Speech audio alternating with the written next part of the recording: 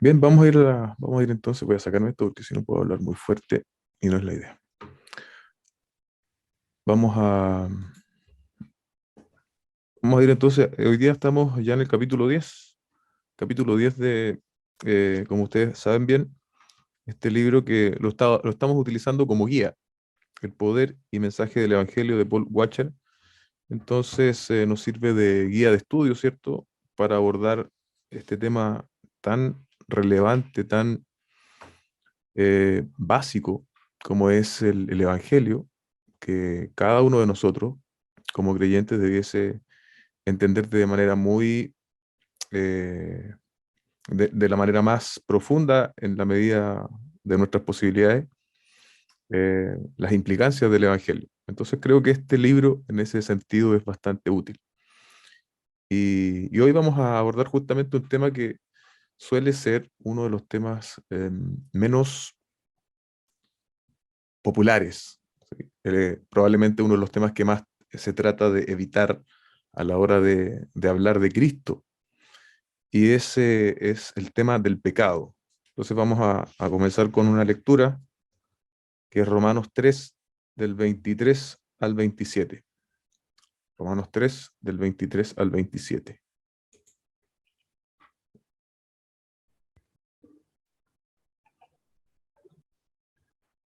Está bien.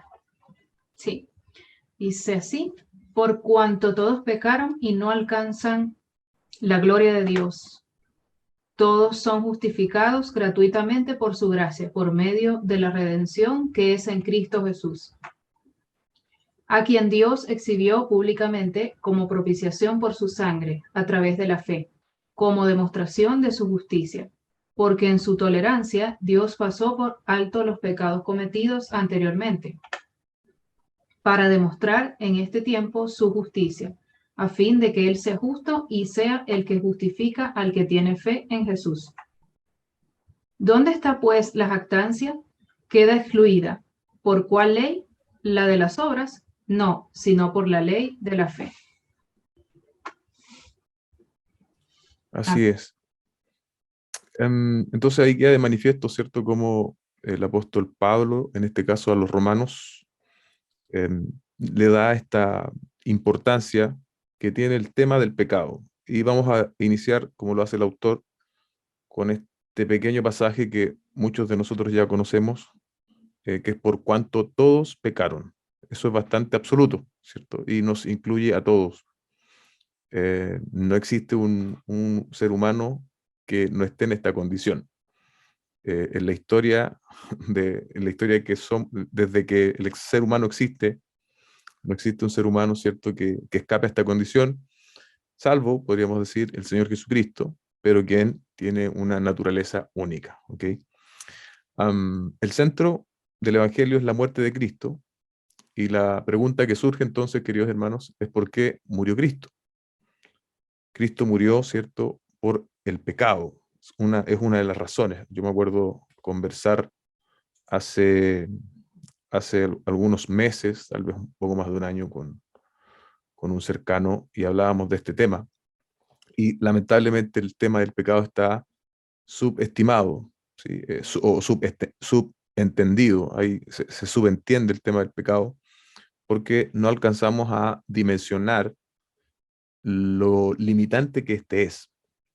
Entonces, en este capítulo 10 es un poco lo que el autor intenta abordar, ¿ok? O más bien lo que él aborda directamente. Y nosotros como creyentes debemos llegar a entender esto lo mejor posible. De hecho, pienso que cuanto mejor nosotros entendemos la atrocidad del pecado, dice el autor, lo serio que es el pecado, eso nos va a dar una mejor luz del Evangelio, nos va a dar una mejor luz de lo que Cristo hizo por nosotros. Porque si nosotros solo vemos el pecado como algo accesorio, como algo circunstancial, ¿cierto?, vamos a estar probablemente también dando un valor al Evangelio que es mucho, mucho menor del que éste tiene.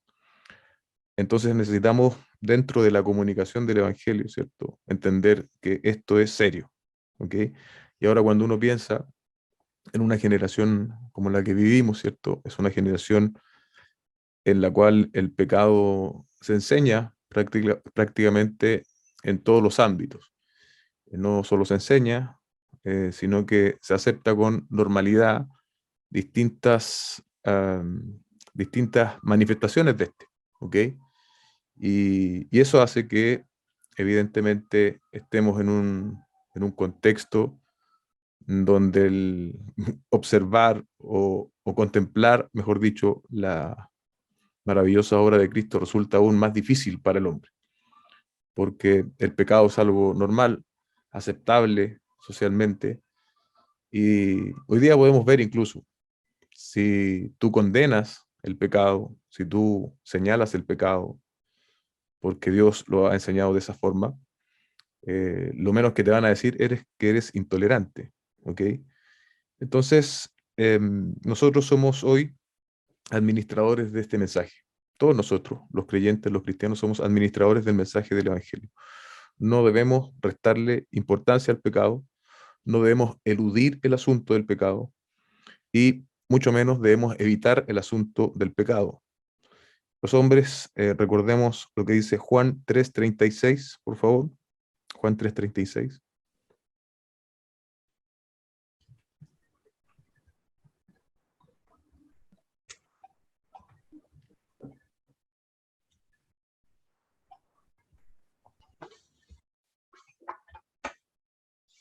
Dice, el que cree en el Hijo tiene vida eterna, pero el que no obedece al Hijo no verá la vida, sino que la ira de Dios permanece sobre él. Ese es entonces el gran problema del hombre, del ser humano. Está bajo la ira de Dios. ¿A causa de qué? A causa del pecado, queridos hermanos. Negar, ¿cierto? Esto es una doctrina básica del cristianismo. Negarla necesariamente nos lleva a negar premisas del Evangelio.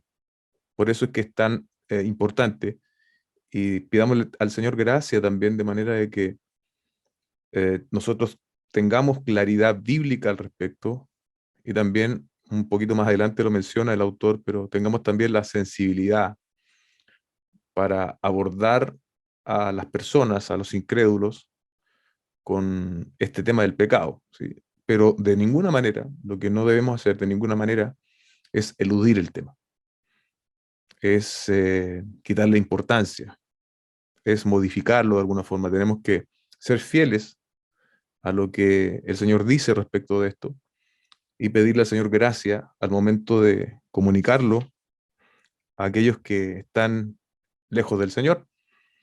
Esto no es decirle a los hombres que están en esta condición, no es falta de amor, muy por el contrario, es una irresponsabilidad de parte nuestra. Mira lo que dice Ezequiel 33:8.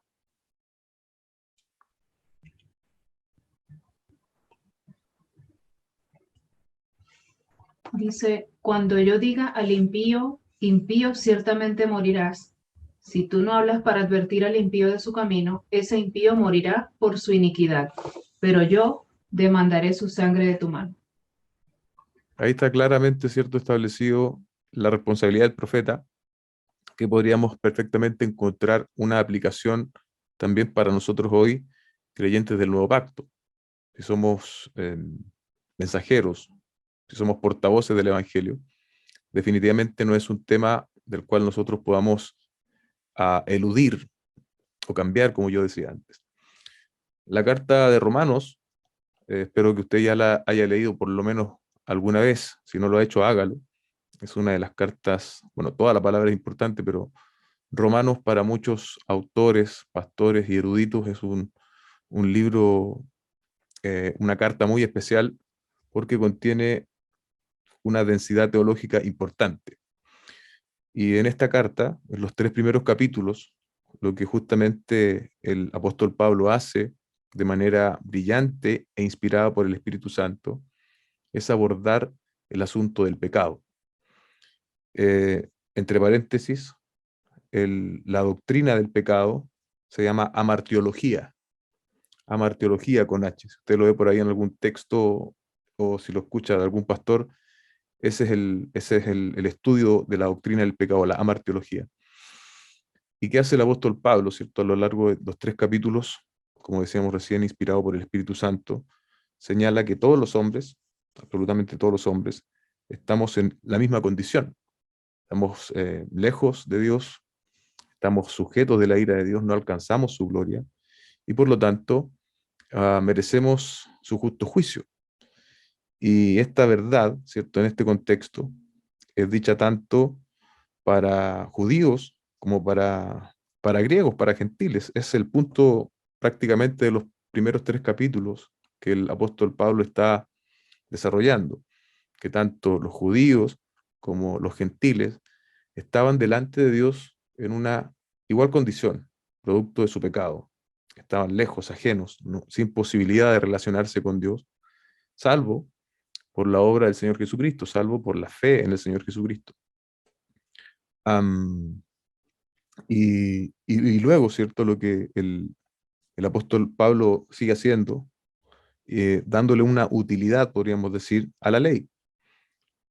En Romanos 10, 7 y 13, y luego Romanos 3, 19.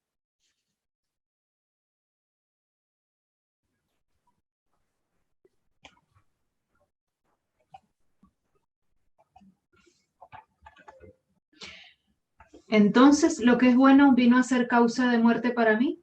De ningún modo. Al contrario, fue el pecado a fin de mostrarse que es pecado al producir mi muerte, por medio de lo que es bueno, para que por medio del mandamiento el pecado llegue a ser en extremo pecaminoso. Ahora bien, sabemos que cuanto dice la ley, lo dice a los que están bajo la ley, para que toda boca se calle y todo el mundo sea hecho responsable ante Dios. En el fondo, ¿cierto? Podríamos decir que la ley es un instrumento para exponer la vileza del pecado, la pecaminosidad del hombre. Y nosotros, como creyentes en la actualidad, creyentes del siglo XXI, escasamente utilizamos la ley de Dios para predicar, ¿sí? Porque no queremos ofender a las personas. Entonces ahí tenemos un desafío, iglesia, porque claramente la Escritura establece la necesidad de confrontar a las personas. Esto es elemental, es básico. Si el Señor Jesucristo murió para pagar mi deuda de pecado, no hay manera que nosotros prediquemos un evangelio sin confrontar a las personas de de su pecado. No sé si me entienden. Y nosotros, y digo nosotros en general, la iglesia, e incluso tal vez nosotros mismos, hacemos un bypass de esto.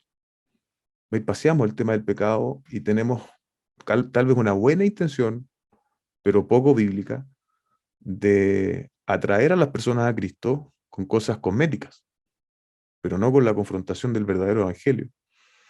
Y eso es evidente. Si usted predica un evangelio mutilado, diluido, que diluye este asunto del pecado y que incluso a veces ni siquiera se menciona, usted va a conseguir falsas conversiones,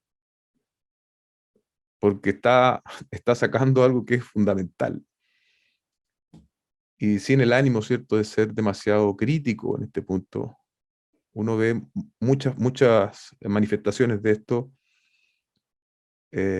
Por ejemplo, cuando las personas van a la calle, ¿cierto? Y supuestamente van a evangelizar. Ese es el término, que se utiliza la palabra evangelizar, pero nunca se evangelizó. Se le regalan cosas a las personas, se levantan letreros en el semáforo en rojo, Dios es amor. Pero, queridos hermanos, con el respeto que me merecen esas iniciativas, que podrían tener alguna utilidad en lo social, pero no en lo evangelístico. No en lo evangelístico. Y si la iglesia va a ir a hacer eso, ¿sabes? Me parece que no hay problema en hacerlo. Pero no le llamemos evangelización. Ese es el problema. Podemos nosotros, aquí hay varios que somos profesionales, ¿cierto? Podríamos juntarnos perfectamente y hacer una labor social. Yo ofrezco mis servicios de veterinario, otro que sabe computación, etcétera, y la vamos y la hacemos. Pero no revistamos de eso de un hombre que no lo posee. A menos que yo, mientras estoy ayudando a alguien, le predique el evangelio. Pero yo por atender un perro a una persona y por ser de la iglesia no le estoy evangelizando. Entonces, tenemos que ser bastante cuidadosos con eso. cuidadoso con eso. Y como yo le he dicho antes, hermano, yo lo menciono, pero no es que usted se va a encontrar con un hermano que hace eso en su iglesia y usted le va a decir, hermano, eso no sirve de nada, ¿no? Él está en su contexto, contexto del cual nosotros muchas veces también participamos. Entonces toca respetar. Y otro asunto es si él te pide tu opinión, eso ya es diferente. Sigamos adelante después de ese alcance de contexto. Lo segundo, ¿cierto? Como yo decía recién, es cómo confrontar a las personas sin un espíritu de orgullo, sin arrogancia. Lo hemos dicho en el desarrollo también, no somos personas santas y perfectas. Santas sí en el sentido de apartado, pero no somos perfectos para señalar el pecado de otro. Sino más bien lo debemos hacer con gracia, con la gracia que el Señor nos ha dado. No podemos ser ofensivos al momento de predicar el Evangelio.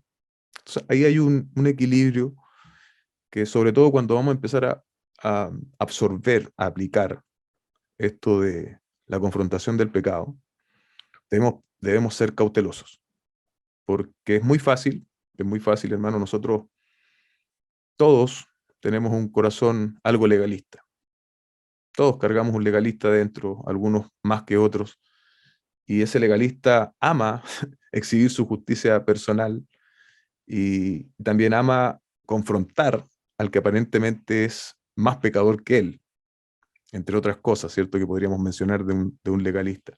Y ese legalista aún, nosotros en la gracia, aún sigue estando en, en nosotros y debemos nosotros tener también la conciencia de eso, de manera de no caer en ofensas, en arrogancias, sino que podamos predicar el Evangelio con la suficiente humildad, con la suficiente humildad. Y solo para repetir algo que he dicho en otras sesiones, ¿cierto? Somos un mendigo diciéndole al otro dónde encontrar pan. De ninguna manera somos personas perfectas. Así que es muy relevante. Es muy relevante esto, hermano, de cómo tener la gracia suficiente para comunicar el Evangelio sin caer en legalismos, en señalamientos y mucho menos en ofensas en contra de las personas. El libro de Romanos, el asunto que el apóstol Pablo termina por mostrar es la corrupción moral del mundo entero y su hostilidad hacia Dios y su absoluta negación a someterse a Dios. Y eso yo lo decía antes, pero lo tenemos acá en Romanos 1, 18 al 32. Es un texto un poquito más largo, pero vale la pena, hermanos, para que vayamos poniendo base a todo lo que estamos diciendo. Romanos 1, 18 al 32. Dice, porque la ira de Dios se revela desde el cielo contra toda impiedad e injusticia de los hombres, que con injusticia restringen la verdad. Pero lo que se conoce acerca de Dios es evidentemente dentro de ellos, pues Dios se lo hizo evidente. Porque desde la creación del mundo, sus atributos invisibles, su eterno poder y divinidad, se han visto con toda claridad, siendo entendidos por medio de lo creado, de manera que ellos no tienen excusa. Pues aunque conocían a Dios, no lo honraron, no lo glorificaron como a Dios ni le dieron gracias, sino que se hicieron vanos en sus razonamientos y su necio corazón fue entenebrecido. Profesando ser sabios, se volvieron necios y cambiaron la gloria de Dios incorruptible por una imagen en forma de hombre corruptible, de aves, de cuadrúpedos y de reptiles. Por lo cual Dios los entregó a la impureza en la lujuria de sus corazones, de modo que deshonraron entre sí sus propios cuerpos. Porque ellos cambiaron la verdad de Dios por la mentira y adoraron y sirvieron a la criatura en lugar del Creador, quien es bendito por los siglos. Amén. Por esta razón, Dios los entregó a pasiones degradantes, porque sus mujeres cambiaron la función natural por la que es contra la naturaleza.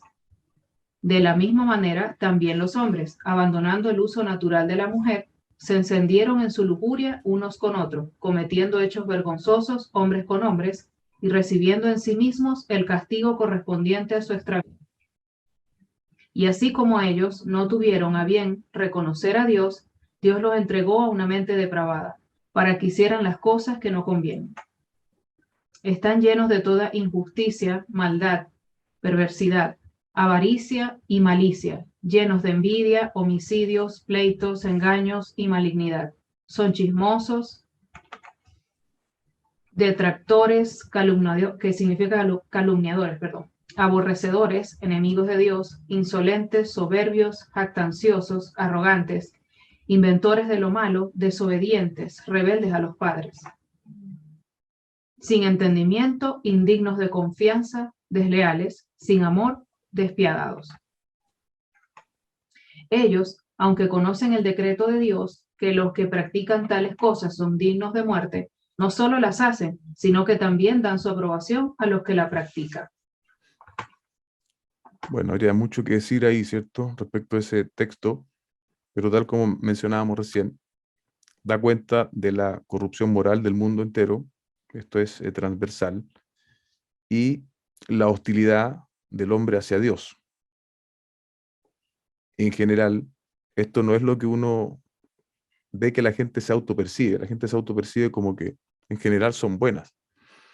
Pero este es el retrato de Dios respecto del hombre. Y lo que es claro es que, como decía antes, el hombre está en absoluta rebeldía en contra de Dios. Y ese pasaje en particular nos muestra ese espiral descendente.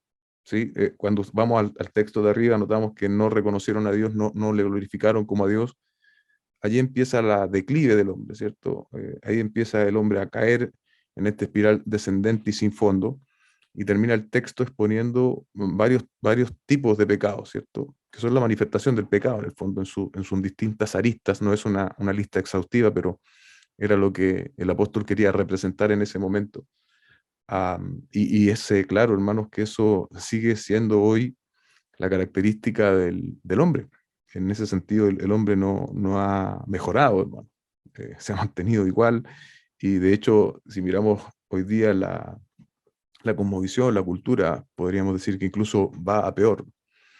No hay una distinción tampoco en el contexto que el apóstol Pablo hacía entre los judíos y los gentiles. Todos estaban en la misma condición, y eso quiero que leamos Romanos capítulo 2, verso 5, y después el verso 11.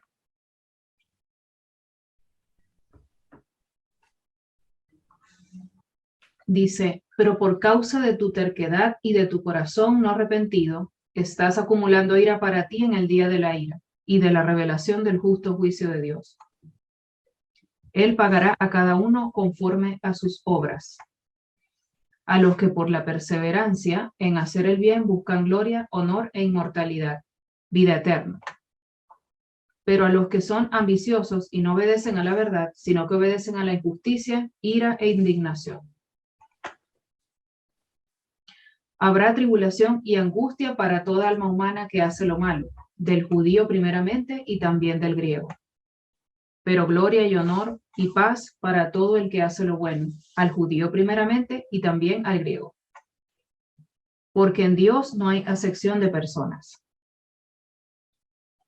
Ahí está, ¿cierto? Ese último texto es bastante claro. No hay un favoritismo, por decirlo así, en este sentido, ni hacia los judíos ni hacia los gentiles. Estamos en la misma condición. Aquí podríamos decir, ¿cierto? El pagano moralista, el judío religioso, y todo el gentil y cualquier tipo de persona debe ser consciente de esta realidad que la palabra nos retrata respecto del hombre. Y finalmente, toda boca se va a cerrar frente a este juicio de Dios respecto de nuestra naturaleza, de nuestro pecado. Y esto hasta este punto podría sonar un mensaje bastante triste o enojado o amargado, ¿cierto? Pero lo cierto es que el apóstol Pablo no era un tipo amargado, ni mucho menos enojado en contra de la humanidad. Él amaba tanto a la humanidad, dice acá, que por eso mismo los exponía, ¿cierto?, a la verdad. Hay la posibilidad de amar a las personas y no comunicarles la verdad es una contradicción en términos, ¿cierto? Y debemos nosotros tratar, en la medida de lo posible, de ser fieles al Señor. No solo tratar, sino que ser fieles al Señor.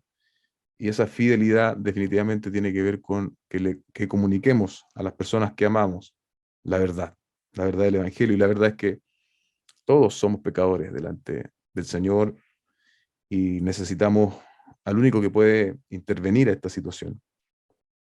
Por eso es que Pablo, ¿cierto?, predicó contra el pecado, por la misma razón que un médico trabaja para diagnosticar una enfermedad de un paciente, ¿cierto? Una vez que él tiene el diagnóstico, no va a ocultar las malas noticias, sino que va a tratar de decírselas al paciente y decirle cuál es el tratamiento.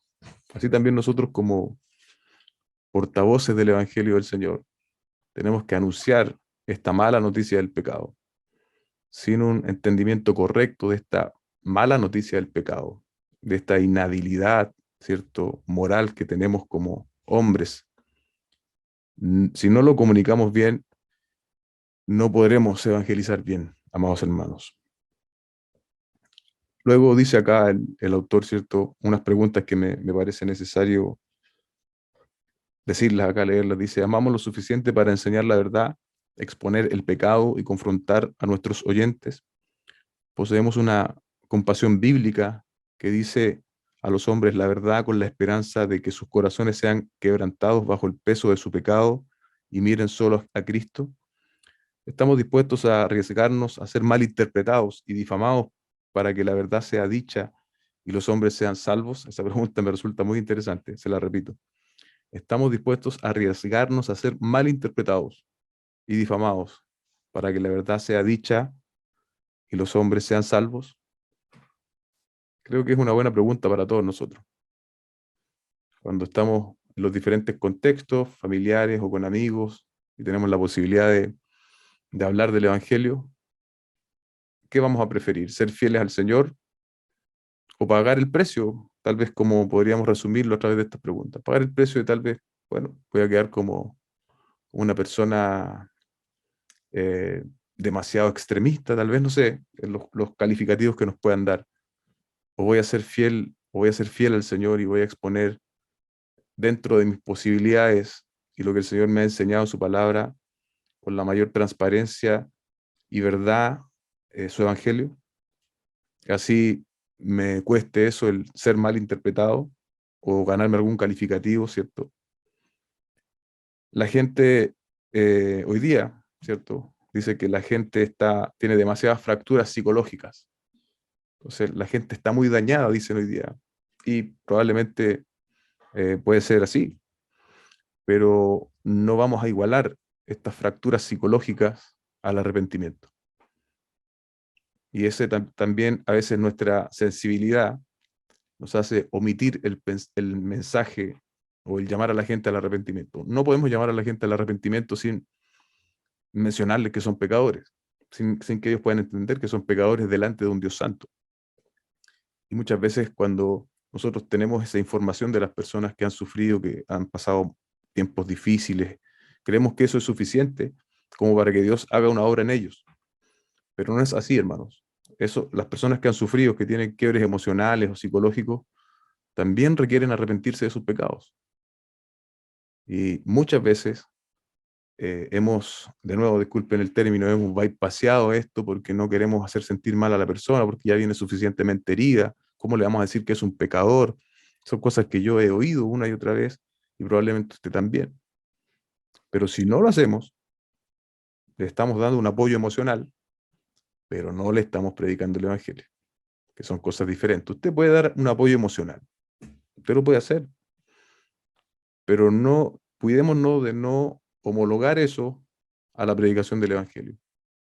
Podrían ser incluso, si una persona está muy, muy herida, podría ser incluso una etapa previa, puede ser, pero la contención emocional no reemplaza la predicación del Evangelio, no reemplaza la confrontación del pecado. Y en eso nosotros también tenemos que ser bastante cuidadosos, y si tenemos esta comprensión de que la gente sufre, entonces no podemos decirles que se arrepientan de sus pecados. Es una comprensión de esta cosmovisión, donde el hombre es el centro de todo. Como el hombre es el centro de todo, entonces lo más importante es el hombre, que el hombre alcance su bien supremo a través de sus propios medios, de que si ha sufrido pueda ser resarcido de su sufrimiento, etcétera, etcétera, etcétera, y ese diálogo eterno en donde el hombre es el centro de todo. No, queridos hermanos. En el Evangelio, Dios es el centro. Y Él nos ha declarado a todos y cada uno de nosotros como pecadores. El ejemplo del pueblo de Israel eh, podría ser una buena ilustración, ¿cierto? El profeta Isaías, lo leo acá, dice: todavía os revelaréis, toda cabeza está enferma y todo corazón doliente. Desde la planta del pie hasta la cabeza no hay en él cosa sana, sino herida, hinchazón y podrida llaga. No están curadas, ni vendadas, ni suavizadas con aceite. La nación de Israel estaba así, como decíamos recién, como esta cultura también lo está, fracturada, débil, y sin embargo, Dios trató con ellos a través del profeta Isaías. Dios trató con su rebelión, Dios trató con su pecado y los llamó al arrepentimiento. Es prácticamente lo mismo que tenemos que hacer nosotros hoy. Leamos Isaías 1:4.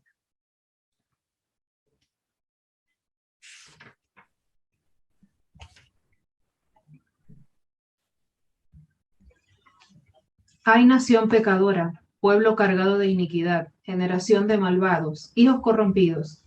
Han abandonado al Señor, han despreciado al Santo de Israel, se han apartado de él.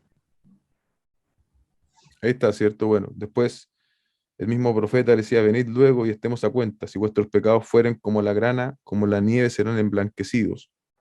Se da cuenta que ahí a uno ve un mensaje eh, más fácil de oír, ¿cierto? Más agradable de oír, pero primero el pueblo de Israel fue confrontado. Y eso es lo que nosotros precisamente necesitamos también hacer, amados hermanos.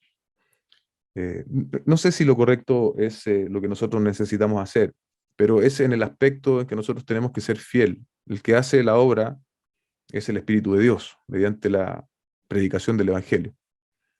Pero es lo que nosotros necesitamos hacer en términos de comunicación. Dios ha decidido utilizarnos a nosotros, su iglesia, hombres y mujeres comunes y corrientes, pecadores redimidos, alcanzados por gracia, y ha decidido hacerlo así. Entonces, ¿qué es lo que nosotros tenemos que hacer? Es comunicar con fidelidad lo que el Evangelio implica. Y como estamos viendo en esta sesión, es el asunto del pecado.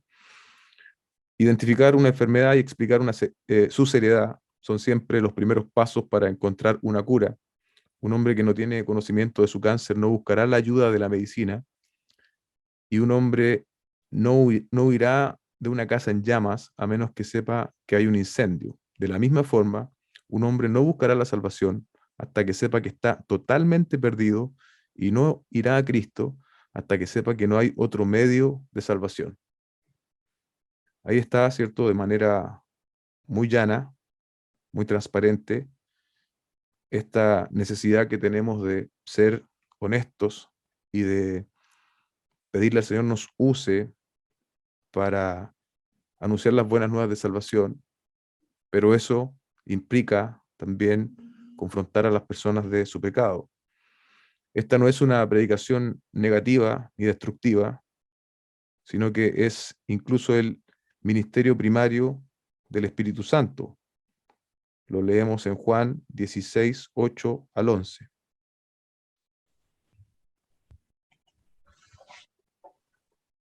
Y cuando Él venga, convencerá, es decir, culpará al mundo de pecado, de justicia y de juicio. De pecado porque no creen en mí. De justicia porque no voy al Padre y ustedes no me verán más. Y de juicio porque el príncipe de este mundo ha sido juzgado. Ahí está, ¿cierto? De manera muy clara, lo que el Espíritu Santo está haciendo, ¿cierto? Hoy con los hombres, nos está convenciendo de pecado, de justicia y de juicio. Si nosotros, hermanos, que somos llamados a ser los portavoces, los mensajeros de Dios de este tiempo, no incluimos esto como una parte importante del mensaje del Evangelio, estamos, estamos como remando en contra del propósito del Espíritu Santo, lo que es una contradicción absoluta, ¿cierto? No debemos, como ministros del Evangelio, tener el mismo objetivo que el Espíritu Santo. No debe ser nuestra predicación reflejar esta misma función. Es posible evangelizar en el poder del Espíritu Santo mientras nos negamos a trabajar con el Espíritu en este ministerio esencial. La respuesta es clara, ¿cierto? No podemos, si el Espíritu Santo está dirigiendo, ¿cierto? Esto en una dirección, pero sin embargo la iglesia decide no hacerlo para no resultar ofensiva, ¿cierto? Para abrazar más a la gente. Estamos luchando contra Dios mismo, contra Dios el Espíritu Santo. Y definitivamente el Espíritu de Dios quiere imprimir en cada uno de nosotros también una predicación valiente que contenga este tema que estamos hablando esta noche. Primera de Corintios 1, 21.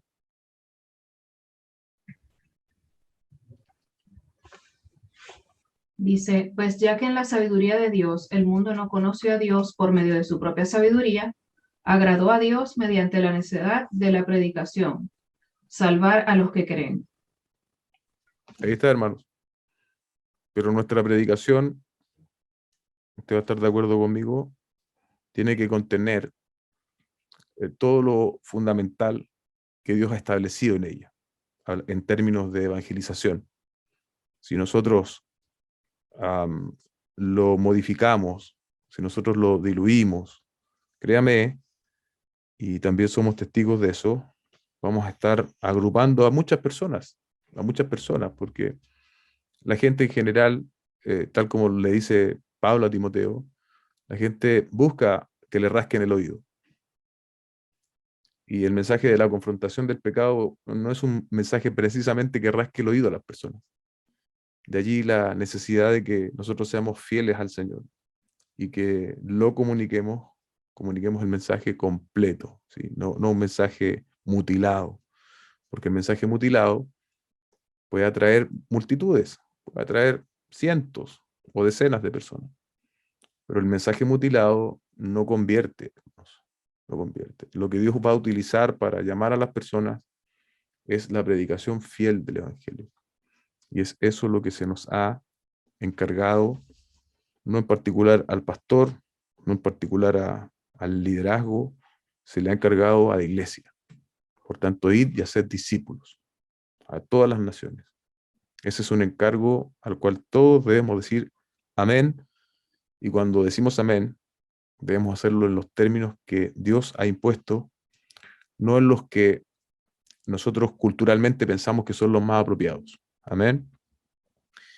24, perdón, el Efesios 6:17, aún hablando de la importancia del Espíritu Santo y de la predicación y la palabra. Efesios 6:17.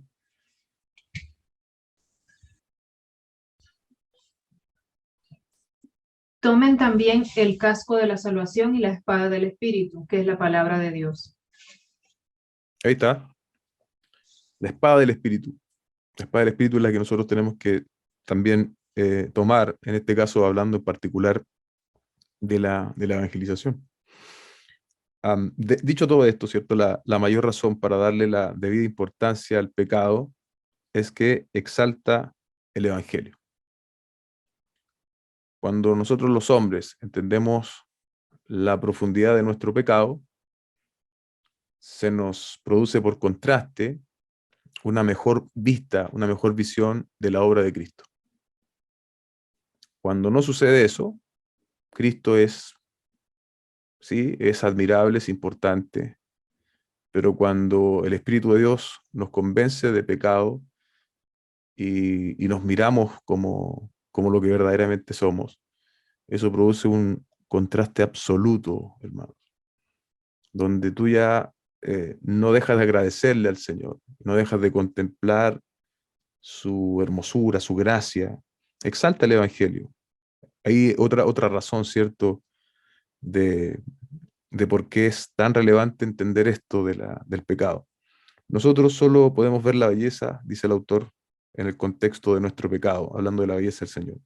Mientras más oscuro luce el hombre, brilla más el Evangelio.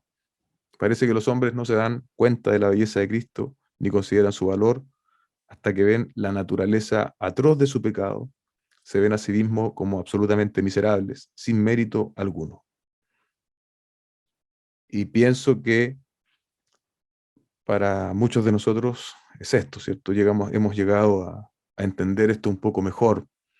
Y en la medida, amado hermano, que tú y yo lo vamos entendiendo mejor, más apreciamos, y agradecemos la obra del Señor, porque entendemos con, con mejor, mucho mejor, que para nosotros era imposible. Pero damos gloria al Señor por su obra en la cruz del Calvario. Porque sin esa obra grandiosa, aún nosotros, tú y yo, estaríamos lejos de Dios, muertos en nuestros delitos y pecados, sin esperanza y sin Dios en el mundo. Qué hermosa es la obra del Señor, hermanos. Pero se da cuenta cómo el pecado, en este sentido, nos ayuda, entre comillas, a poder observarla. Pero si usted se siente una persona justa, buena y moralista, aún no ha apreciado, aún no logra apreciar la verdad del Evangelio. Tenemos que entender lo que somos, o más bien lo que éramos, y cómo el Señor nos ha alcanzado a través de su gracia. Y esto es transversal, hermano. Nosotros hacemos una categorización del pecado, y en ella solemos decir: este es más pecador, este es menos, este casi no peca, este es muy pecador. Y hay cierto grado de verdad en aquello, ¿cierto? No es lo mismo, qué sé yo, asesinar a una persona que robarse un lápiz. Pero el asunto es que medimos el pecado, sí, en términos humanos. Pero cuando lo empezamos a medir en términos divinos, cuando entendemos de la santidad de Dios, ahí ya nuestra perspectiva cambia. Y bueno, es algo que, como hemos hablado también recién, es algo que el Espíritu Santo comienza a hacer. Y tenemos que ser sensibles también a eso.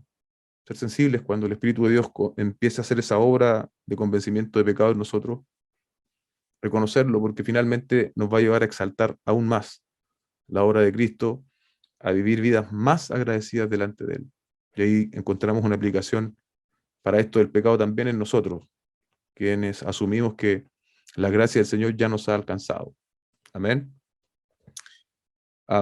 Finalmente, él dice el autor, es sorprendente que cuando verdaderos creyentes en Jesucristo escuchan un sermón sobre la depravación del hombre, salen de la iglesia llenos de gozo y con un fervor para seguir a Cristo. Esto no es debido a que toman el pecado ligeramente o que encuentran alguna satisfacción en su estado pecaminoso anterior. Más bien, la verdad les llena de gozo inefable porque en la mayor oscuridad ellos vieron más de Cristo. Nosotros les privamos a los hombres de una visión más grande de Dios porque no les ofrecemos porque no les ofrecemos, esto me llamó la atención, porque no les ofrecemos una visión inferior de ellos mismos. Voy a repetirles esa última frase. Nosotros les privamos a los hombres de una visión más grande de Dios porque no les ofrecemos una visión inferior de ellos mismos. ¿Y qué es lo que muchas veces nosotros hacemos? O se hace en algunos contextos evangélicos. Eh, por citar algunas frases, ¿cierto? No se me viene ninguna. Tú eres un sueño de Dios, tú eres un campeón, una campeona, y llenamos con esas frases motivacionales el mensaje del Evangelio. Y es justamente, bueno, lo contrario a lo que está diciendo Paul Washer aquí, ¿cierto? Una visión inferior de mí mismo y de verme como Dios me ve, exalta más al Señor. Una visión alterada de mí mismo, de que soy un campeón, de que me las sé todas, de que todo lo puedo, y todas esas frases motivacionales y humanistas. Para esa frase, hermanos, Cristo es un accesorio. Pero para el vil pecador, que soy yo, Cristo lo es todo. ¿Se da cuenta? Y esa es la gran diferencia. Y termina siendo evidente. Por último, leamos 2 de Pedro 1:19.